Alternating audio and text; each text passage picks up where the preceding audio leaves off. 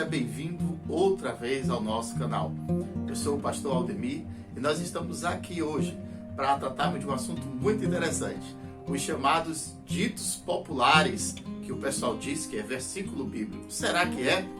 Nos acompanhe durante toda essa temporada, que serão 4 capítulos, e vamos buscar entender, compreender o porquê desses ditos populares, da onde eles apareceram, qual o objetivo, por que realmente ainda usamos eles. E como você já sabe, a cada episódio, uma resposta, uma reflexão e uma revelação. E eu garanto que se você ficar até o final e assistir os 4 episódios, ao final você estará ainda mais alinhado com a vontade de Deus. É incrível como, especialmente no Brasil, as pessoas têm a mania de adulterar nomes, adulterar histórias, e isso não foi diferente em relação à Bíblia. É claro que quando vamos pesquisar a fundo, nós entendemos que os chamados ditados populares em relação à Bíblia foram ensinados pelos sacerdotes romanos, que quando vieram aqui com Portugal colonizar o Brasil, a educação não existia. Se hoje está ruim a educação, naquela época era muito pior, e então o povo não sabia ler, não tinha acesso à leitura. Então os sacerdotes romanos, de uma maneira que nós até parabenizamos, eles ensinaram ao povo a falar versículos da Bíblia de uma maneira mais simples. E este não era o problema. O problema foi que o povo foi se alfabetizando e não procurou verificar se realmente era daquela maneira. Afinal de contas, nós já sabemos, um texto fora do contexto, ele é um pretexto para a heresia. O povo deveria ter feito como os irmãos lá da Bereia, no texto lá em Atos dos Apóstolos. Eles conferiam a cada pregação, eles conferiam, é verdade que está assim? Se você sabe ler, se você sabe escrever, por que você não confere se o que estão te falando verdadeiramente está na Bíblia daquela forma? Nós vemos de forma costumeira, não só o povo mais simples não, mas até sacerdotes, ditos pastores aí, ainda utilizando versículos falsos, dizendo que está na Bíblia e não está. Assim, nessa temporada nós vamos buscar dar uma ajeitada nisso. Nós não podemos continuar dessa forma. E aí você vai aprender e com certeza você vai começar a ser um multiplicador daquilo que é certo. Eu quero que você leia com bastante atenção essa frase que está aparecendo aí para você. Se vencer a Jacuipense, passará a outra fase. Agora olhe essa frase e perceba qual a diferença. Se vencer, a Jacuipense passará para a próxima fase. Veja que o texto é o mesmo, as palavras são as mesmas, só mudou a pontuação e o sentido ficou totalmente diferente. Em um, a Jacuipense será vencida, em outro, ela é a vencedora. Percebe? Assim também é o contexto bíblico, uma vírgula fora do lugar, uma entonação mal colocada, uma forma de pergunta quando deveria ser uma resposta e altera todo o contexto. E para evitar isso, nós vamos falar hoje, neste primeiro episódio, sobre algumas técnicas, alguns fundamentos que você precisa ter se você quer estudar a Bíblia e se você quer passar uma mensagem da Bíblia de forma correta. Presta bem atenção. Nós vamos dar uma pincelada no que chamamos de hermenêutica bíblica. É uma disciplina da teologia exegética e ela busca ensinar as regras corretas para interpretar as Escrituras. É também definida como a ciência da compreensão de textos bíblicos. É através do correto uso da hermenêutica que nós vamos conseguir compreender o que os profetas queriam dizer, o que os apóstolos nos disseram, e assim caberá ao intérprete conhecer e aplicar corretamente essas regras. A verdade é que nos textos bíblicos, de forma especial, existem várias lacunas históricas, filosóficas, culturais, linguísticas, e isso faz com que dificulte realmente a compreensão do texto. De maneira bem simples, a gente pode dizer que a hermenêutica está ligada diretamente à interpretação do texto. É uma matéria estudada também muito na área jurídica. Os advogados, juízes, promotores, eles precisam ter uma verdadeira capacidade hermenêutica para poder resolver uma questão. A palavra hermenêutica, ela deriva do nome Hermes, que era o deus grego, o mensageiro de Deus. E para a mitologia romana era chamada de Mercúrio. Agora nós vamos falar sobre o segundo ponto de hoje, que é a exegese. E o que é exegese? É a aplicação dos princípios hermenêuticos para se chegar a uma correta interpretação bíblica. A leitura, exegese, ela me leva para dentro do texto. E então eu trago o texto para fora, para a minha realidade, é a exegese. E dou vida para o texto entendendo o seu real significado, isto é, a hermenêutica. Perfeito, né? Eu te pergunto, é fácil ler e compreender a Bíblia? Já temos até aqui uma das temporadas do Aprenda Mais sobre bibliologia. Se você quiser, pode buscar aqui que você vai encontrar. O apóstolo Pedro, na sua segunda carta, capítulo 3, versos 16 e 17, ele falando a respeito do que o apóstolo Paulo escrevia, ele fala algo muito interessante. Perceba, ele escreve da mesma forma em todas as suas cartas, falando destes assuntos.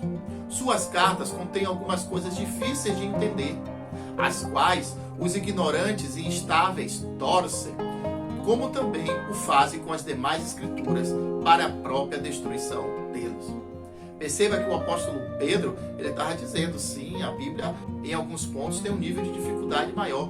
E diante disso, muitos, de forma incorreta e desonesta, torcem para interesses próprios muitas vezes. Um outro texto muito conhecido está lá em 2 Timóteo 2,15, que diz: procura apresentar-se a Deus aprovado, como obreiro que não tem do que se envergonhar e que maneja corretamente a palavra da verdade. Esse texto nos diz que nós, para sermos verdadeiros obreiros da casa do Senhor, não cargo eclesiástico, mas aquele que está preocupado em fazer da melhor maneira a obra de pregação do Evangelho e do amor, ele tem que estar preparado na palavra. Eu quero pegar uma mesma palavra em 3 textos diferentes e mostrar para você que em cada texto ela tem uma conotação diferente. E se a gente não ter esse conceito mínimo de exegese e de hermenêutica, complica. Vamos lá, primeiro vamos começar por João 3,16, que diz: porque Deus tanto amou o mundo, que deu seu Filho unigênito, para todo que aquele crê não pereça, mas tenha vida eterna. Perceba que neste contexto a palavra mundo significa humanos, humanidade. Deus nos amou tanto a humanidade que ele criou através de Adão e de Eva, que ele se fez homem, habitou entre nós e morreu na cruz para nos salvar. O outro texto está na primeira carta de João, capítulo 2, verso 15, que diz: não amem o mundo, nem o que há nele. Se alguém ama o mundo, o amor do Pai não está nele.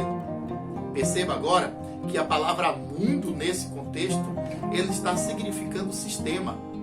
O Senhor Deus nos adverte: olha, vocês não podem estar amando o sistema religioso, o sistema político, o sistema que está governando este mundo. Não. Vocês têm que amar a Deus. Vamos ao terceiro texto para você perceber a diferença. Está lá em Hebreus capítulo 11, verso 3. E diz assim: pela fé entendemos que os mundos foram formados pela palavra de Deus, de modo que aquilo que se vê não foi feito do que é visível. Então agora mundo não significa humanidade e não significa sistema de governo, mas mundo aqui significa o cosmo, significa a criação, o universo. Percebe? Uma mesma palavra em 3 versículos bíblicos com contextos totalmente diferentes. Nós precisamos estar atentos. Você não pode simplesmente dizer eu leio a Bíblia. Você tem que parar, ler, interpretar, meditar e conferir versículo por versículo, letra por letra, palavra por palavra, de preferência até com um dicionário ao lado, para que você possa então ser alguém que conhece a palavra e passa da melhor maneira a palavra. Calma, eu sei, eu vou falar dos ditados populares que parecem versículo bíblico. Hoje eu vou falar apenas um, hoje é o primeiro. E vamos ter mais 16 para eu falar nos próximos. Eu fiz essa introdução porque era necessário. Agora perceba, quem nunca disse esse aqui? Olha bem, veja se você não disse assim: não cai uma folha de uma árvore sem a permissão de Deus. Você já falou ou não falou isso? Isso tá na Bíblia? Tá? Onde? Vai, me mostra aí. Ei, achou? Não tá na Bíblia. Não, isso não é versículo. Eu sei que muitos pregadores já falam isso em púlpito. Porque não cai uma folha de uma árvore se Deus assim não permitir, irmão. Olha, isso não está na Bíblia. Bom, tem até uma base bíblica e eu vou ler com você. Vamos lá, vamos ler. Lucas 21, 18. Mas não perecerá um único cabelo da vossa cabeça. Bom, percebe que não é o mesmo texto? Está falando da soberania de Deus? Tá. Mas eu tenho algo para te consolar. Olha, quem disse assim, mas essa passagem está no livro sagrado. Irmão, você acertou. Está no livro sagrado dos muçulmanos. O Alcorão. Essa passagem não é uma passagem bíblica, mas é uma passagem do Alcorão. E eu vou fazer questão de ler aqui para você e te provar isso, para você pesquisar. Anote aí. Sexta Surata, versículo 59, diz assim: Ele possui as chaves do inconhecível, coisa que ninguém, além dele, possui. Ele sabe o que há na terra e no mar. E não cai uma folha da árvore sem que ele tenha ciência disso. Não há um só grão no seio da terra, ou nada verde ou seco, que não seja registrado no livro lúcido. Tá vendo que tem no livro sagrado? Tem, irmão, no livro chamado Alcorão. Está bem claro, mas esse versículo não é da Bíblia, não é do livro sagrado para os cristãos. Percebe? Pronto. Então, vimos o primeiro versículo, que não é versículo bíblico, é um dito popular. Tá gostando? Entendeu? Você acha que isso pode ajudar outras pessoas? Então, eu quero te pedir um grande favor. Repasse, compartilhe, copie nosso link e envie aí nos seus grupos de WhatsApp. Você vai ajudar a espalhar a boa semente do Senhor. E eu quero deixar uma pergunta para você já ir pensando para amanhã. Por que dizem que o crente bereano era o melhor tipo de crente que tem? Você concorda com isso? Amanhã a gente vai ver essa resposta e na Bíblia. E além disso, amanhã eu vou falar de mais 4 ditos que parecem que são versículos, mas não é.